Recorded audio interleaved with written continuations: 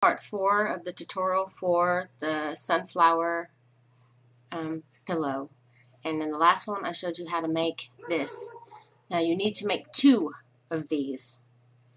Once you've made 2 of these, then you're going to be able to put them together like this and be able to sew them onto the pillow. But I wanted to make sure that you guys knew that you had to make 2 of these. And when you've got that done, to make the actual part of the pillow itself, you want to chain 61, and then the second chain from the hook, you want to start single crocheting, and then you'll have a chain of a single crochet of 60. And then you want to continue to go back and forth for 140 rows. And everybody crochets differently, so I suggest that you don't cut your string and you fold your work in half, and you put your flower on there and make sure that you have at least an inch above and below the flower.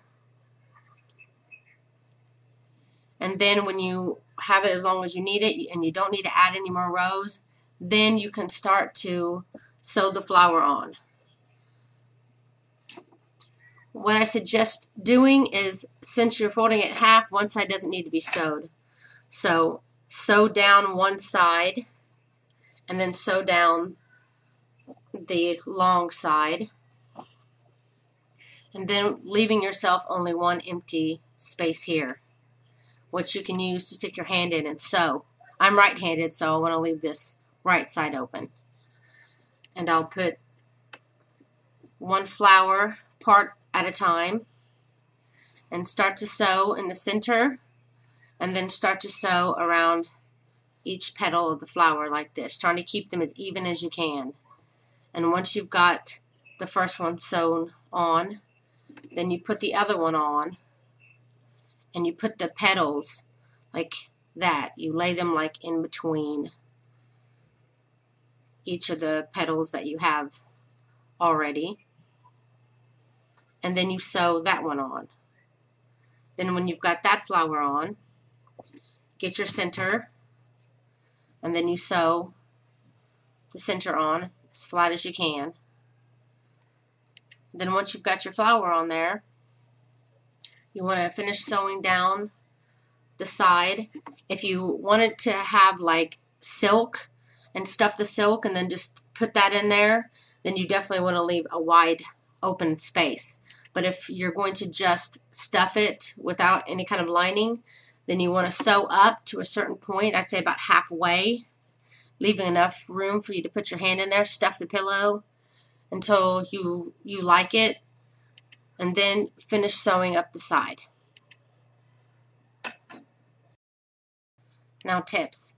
I have my yarn still attached to my my project, so I'm going to be using the single crochet method just because it's stronger. But you can use a tapestry needle to sew this part of the pillow as well. But make sure when you start to sew that this part is the part that you want on the inside of the bag, because once you sew it, you're going to want to flip it inside out and then sew the flower on. And on the corners, if you're deciding to do the crochet method, crochet 3 single crochets in this corner to bring you around to the next part. Another tip for sewing is when you're ready to sew on your flower, get something to stick in between your sewing. That way you don't sew through the other side. So try to find a book or notebook or something to stick in between there, and move it around to make sure that it's underneath your work that you're starting to sew. Now that I have my book under there, I'm going to be starting in the center, and I'm just going to be poking through and back up again. And I have a long tail because I have lots to sew here. And I'm going to continue to make my way around.